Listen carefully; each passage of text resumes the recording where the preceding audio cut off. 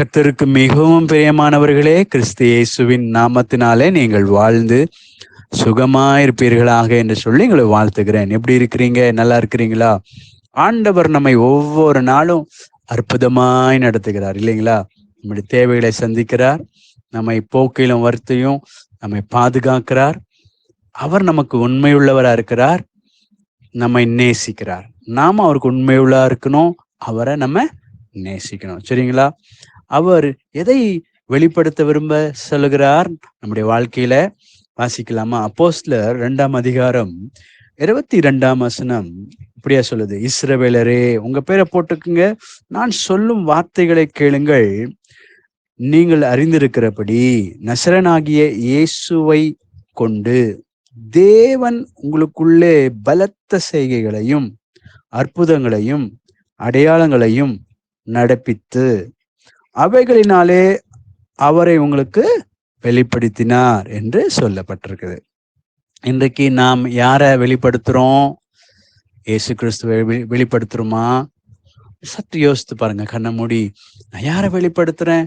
என்னுடைய சொந்த பந்தங்களுக்கு, என் நண்பர்களுக்கு, நான் வேலை செய்கிற இடத்துல இருக்கிறவர்களுக்கு கர்த்தருடைய வார்த்தையை வெளிப்படுத்துறோமா? நமக்குள்ள இருக்கிற சுபாவத்தை, இயேசுவை போல சாயலாய் படைக்கப்பட்ட நம்மை அவருடைய சாயலாக நம்ம வெளிப்படுத்துறோமா? ஆண்டவருடைய வார்த்தையை சொல்லுகிறோமா பிறருக்காக? நம்ம நடக்கையில எல்லாவற்றிலும் கர்த்தரை போல வாழ்கிறோமா என்பதை தான் ஆண்டவர் இந்த வேளையில உங்களை பார்த்து சொல்லுகிறார். இன்றைக்கு நல்ல ஒரு தீர்மானம் எடுங்க. கர்த்தருடைய வார்த்தையை நான் சொல்ல போகிறேன். என்னுடைய வாழ்க்கையில அவரை நான் வெளிப்படுத்த போகிறேன். அவருடைய பேச்சை போல நான் பேச போறேன். அவர் சிந்திக்கிறது போல நான் சிந்திக்க போறேன்.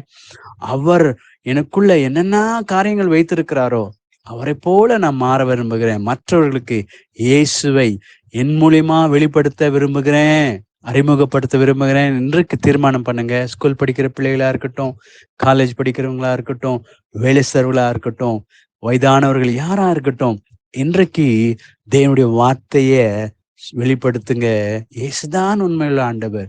நீங்க இருக்கிற இடத்துல, வீட்டுல, கணவன் மனைவிக்குள்ள, ஒருவேளை வேலை ஸ்தலத்துல, காலேஜ்ல, ஸ்கூல்ல ஏசப்பா ஏற்றுக்கொண்ட பிள்ளைகள், அவரை நீங்க வெளிப்படுத்தணும். அவருடைய வார்த்தையை சொல்லி பாருங்க. நிச்சயம் உங்களுக்கு தோல்வி இல்லைங்க, ஜெயம். உங்க வாழ்க்கையில இருக்க கடன் பிரச்சனைகள், போராட்டங்கள் எதுவா இருந்தாலும் கணவன் மனைவிக்குள்ள கிறிஸ்துவின் அன்பை வெளிப்படுத்துங்க. மனைவி கிறிஸ்துவின் அன்பை வெளிப்படுத்துங்க. அவரை போல நீங்க மாறுங்க. உங்கள் துக்கங்கள் சந்தோஷமா மாறும். இன்றைக்கு அது செய்வீர்களா? நிச்சயம் உங்களை கர்த்தர் ஆசீர்வதிப்பார். அப்படி அவரை வெளிப்படுத்துங்க. நிச்சயம் உங்கள் வாழ்க்கையில உயர்வையும் ஆசீர்வாதத்தையும் காண்பீங்க. God bless you. God bless you.